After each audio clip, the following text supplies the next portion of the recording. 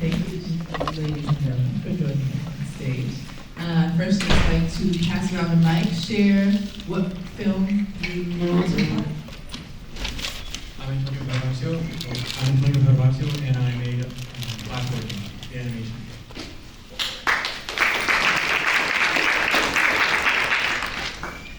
My name is Jeremiah, and I made my own Holidays movie. My name is Mvcho Xavier, and I made the offering.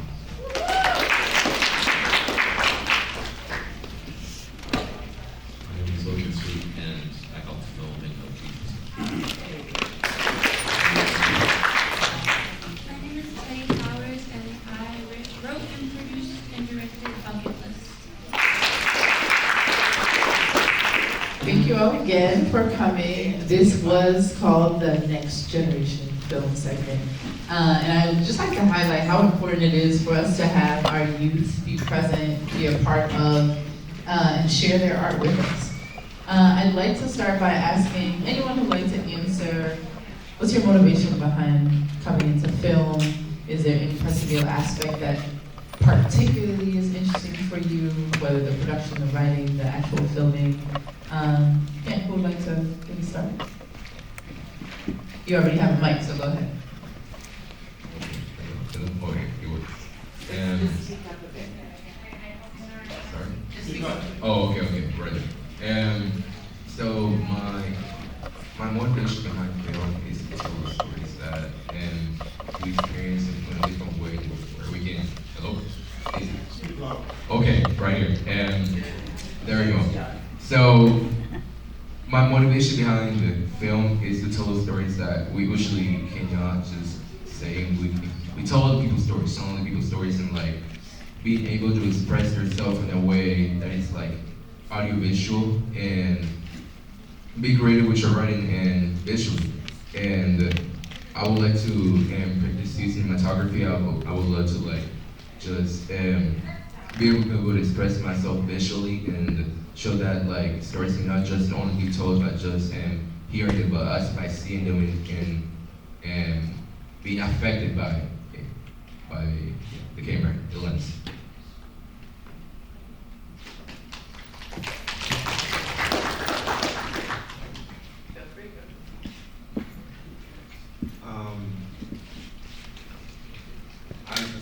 Once again, my name is Jeremiah. I feel like an inspiration that really made me connect more with film and pursue it is mainly because I wrote a lot of stories in my childhood, and I feel like whatever you can imagine, you can put it on paper. And I realized you can also do that with script writing.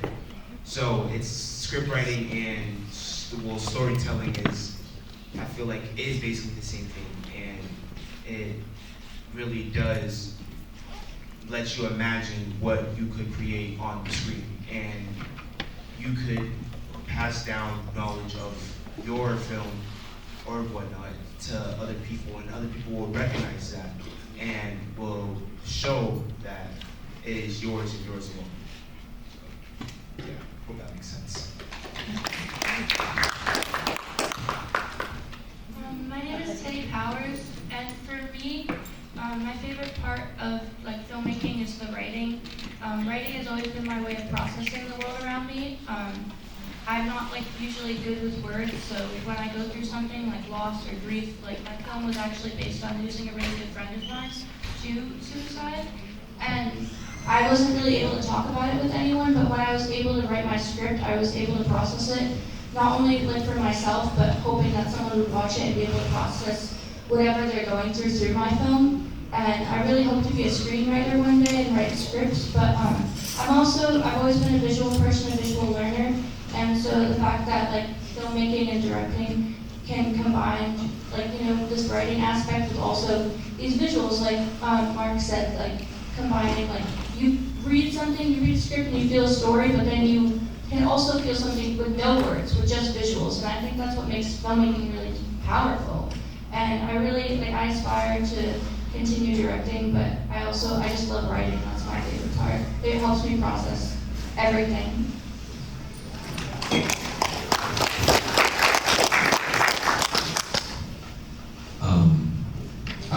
degree, but with writing, it's not my favorite part, I would say.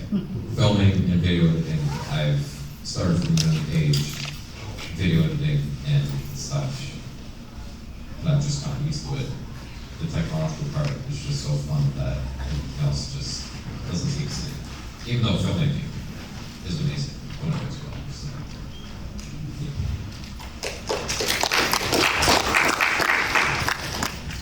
My main motivation has been just getting my voice out and sharing my experience while also trying to give like other children like me and now becoming a college student, upcoming adults,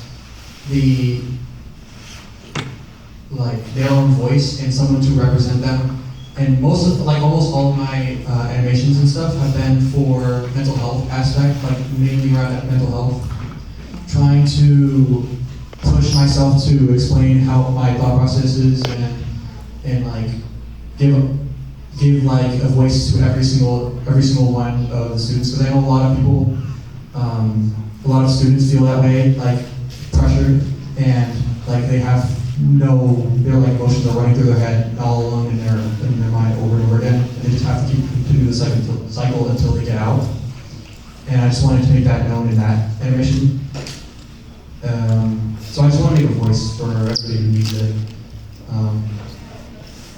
Thank you.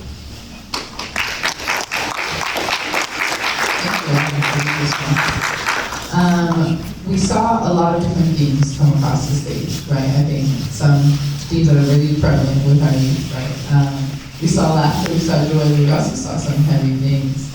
And having a diverse audience here, what is it about the themes that you're selecting? I hear something about mental health, about sharing. What is it that is important for you all, for the audience to be receiving from the messages you're putting out? Knowing that obviously you guys are young and putting it together, but the people that are watching it are a variety of ages. What is the message that you want them to carry out?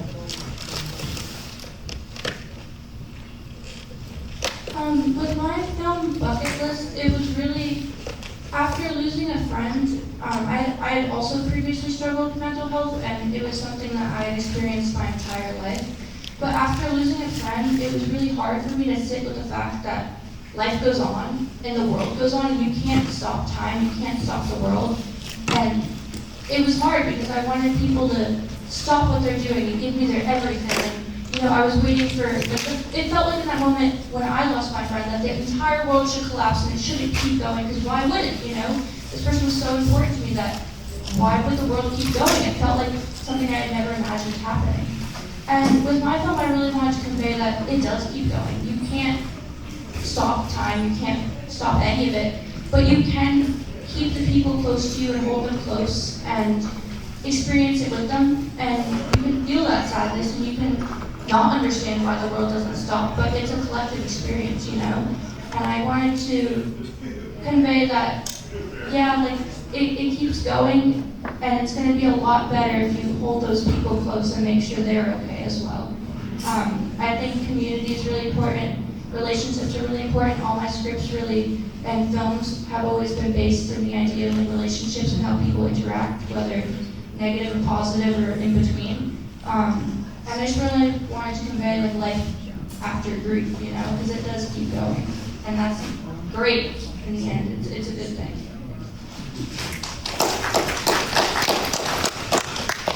Well, for my film, I wanted to convey things about friendship, and since recently in my film that it was based between two friendships, and I wanted to convey the way that we put our goals over our friendships and our relationships that we have with each other, and how that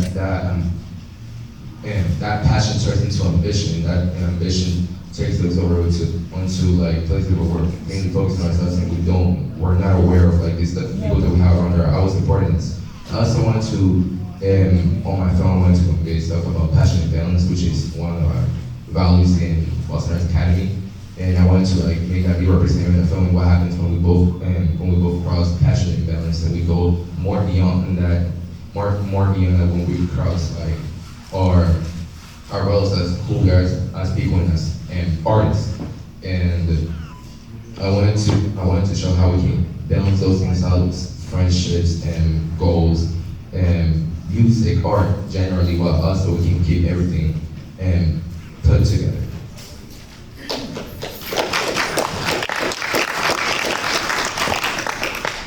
Sorry.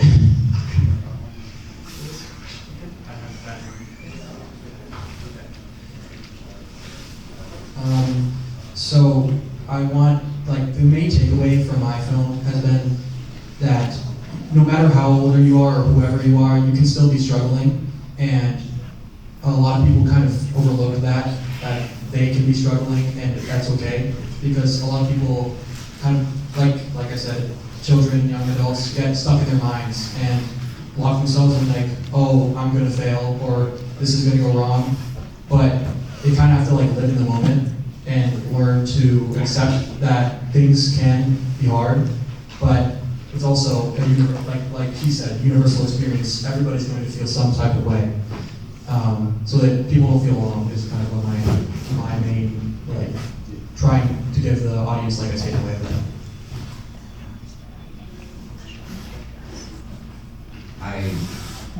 So I helped film No Teacher's Day, but I also created a film that I could not finish completely for sound reasons. I tried to get it as much done as possible, but anyway. The film touched on a lot about mental health and perfectionist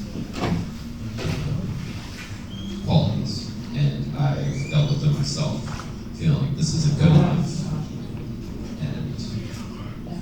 I've gone through it a lot, and I just, if anyone else has gone through that, obviously it's not out here, but they touch a lot of that, and I think it's important that that's well known. It's not laziness, it's trying to make something that's perfect that is just not possible.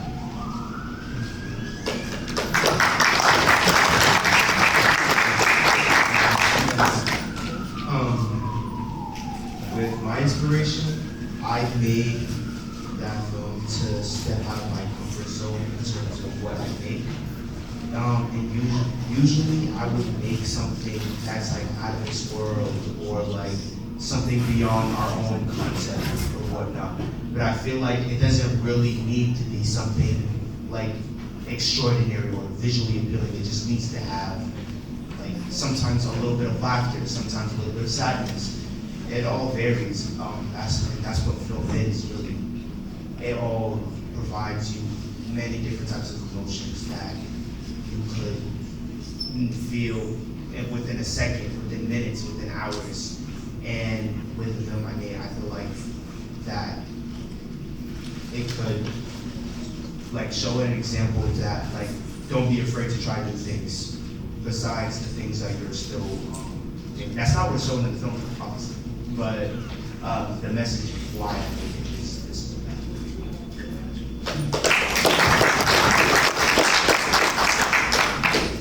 We are hearing a theme about perfectionism, right? I'm sure there's also pressures in the world of just, for you all to just kind of fit this box of perfection. What hiccups came in this process of creating your film? Maybe an obstacle, a challenge that you came, and then how you overcame that? Anyone who would like to answer? You all don't have to answer if you don't want to. Well, for our film to offer, I really said that are my comfort zone because I'm usually used to like making dramas, and I wanted to make something that that can give out some laughter, some seriousness, and you can connect with film, and also like get things about music. And when connecting with music, I ended up working with my fellow working and Ezra, which is right there. It wasn't really an obstacle, but it also like gave me more insight and helped me learn more about like the world of music too, because I ended up working with this band, a drummer and a trombonist and a trumpet too, and we all came together to like work through music while also being able to project a film that speaks to that, and also give you other messages about like relationships generally. Besides that, I struggled a little bit with the script. It was kind of like a long process because, in my opinion, my easiest part is cinematography because once I do my script, I'm easily able to like visualize what I actually want for my film. And on the script wise, I was just struggling. How can I like make music and be felt throughout the whole film while I can also be able to project and what is going on with their relationship, like what is their passions for, why does the character act the way he does, and but yeah, it was a struggle, but I ended up overcoming it by working with the actors too, which are like musicians, and it was a really good experience because like they got to learn from me, they got to learn from like acting, they got to learn from film, but I also got to learn apart from them, like how do they feel comfortable about how comfortable they feel about like and crossing these two worlds together, like music and film, and it was a really beautiful experience. For me, the hardest part of this film was making sure I went through when I was writing it and I kept trying to edit things out. I didn't want to portray an experience of mental health that not everyone had experienced. And then I sat down with myself and I was like, I want this to be my experience. And I want it to be known that mental health, nobody experienced it universally the same. And that's okay. And I had a hard time when I was writing the script at first because I was trying to cater to everyone's experiences and make sure it was, you know, I didn't want someone to say, oh, well, I didn't feel like that. That's not how I felt when I lost someone. And I had to sit down and just say like, hey, that's okay because it's completely different for everyone, but this is my story, you know, this is my perspective on it, which I think is the beauty of filmmaking, is that whether you're making a documentary or you're making an original story, you yourself will always be in that film, you know? It will always be your work. And I think once I came to terms with the fact that I was telling my perspective and not trying to cater to everyone else's, I was able to really produce the film in the way that I was proud of, and I didn't feel that like perfectionist like in my ear being like, well, it's not like right yet. And then I'd say from a production standpoint, the final filming day was really hard. We were outside, there was a lot of wind, it was 95 degrees. We shot near the Charles River, and it was at least 5 hours of filming for one or two scenes. And that was definitely the hardest part, and it came back in the editing, but I ended up reworking the entire film in a way I was really proud of. And so now even when I watch it, and I am a perfectionist, I'm able to watch it and be like, I did the best I can, and that's all you can do, and I hope my film is even better, because that's all you can hope for your next film.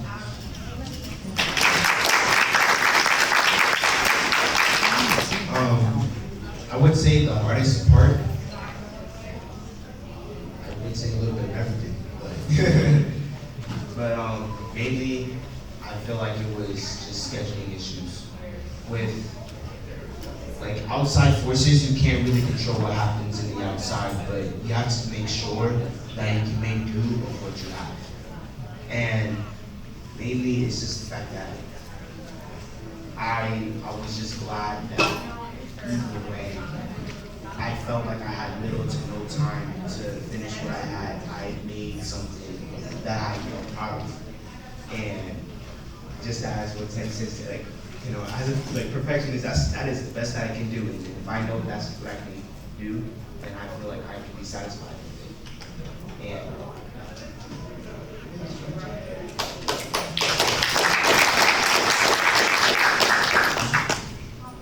So I really felt the perfectionist thing.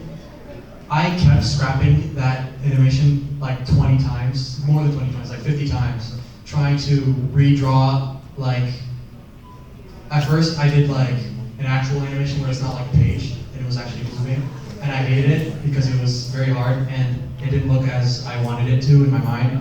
So I scrapped that, started over again, did that version, but the frames were weird, and so I restarted that again. It was just like a constant, like, this isn't good, I'm starting over, until I finally got, like, okay, if I start over again, this is my final product. And that's how I solved that. But that was the hardest challenge, trying not to restart from the beginning. just for no reason at all. Like, one mistake was leading me to start over, and getting over that was like the hardest challenge in the entire project.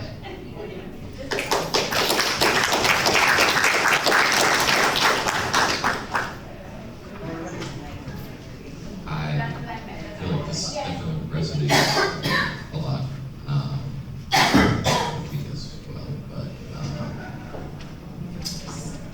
I definitely think like with JJ, scheduling was an issue. Mainly because I was trying to get the exact idea I had in my mind onto paper, into film. I thought it was possible. Didn't even think to plan locations and such. I was told, oh, well, you need to talk to people in that room. And then I remember rooms that I remember from previously are now filled by other teachers. And so I had to completely improvise. And I find in the beginning, at least as I'm starting in the beginning, a lot of improvisation has to occur, because when you have standards like feature films and stuff, you think, oh, I want to make that. It's not possible. At least not. But yeah. For now. But yeah. You just gotta improvise in the beginning and just go. You can't meet standards. You just have to go with what you think is good. Thank you. Yes, it's the key word that I've heard there. So we look forward to seeing what you guys produce in the future. Thank you again so much for sharing your films with us.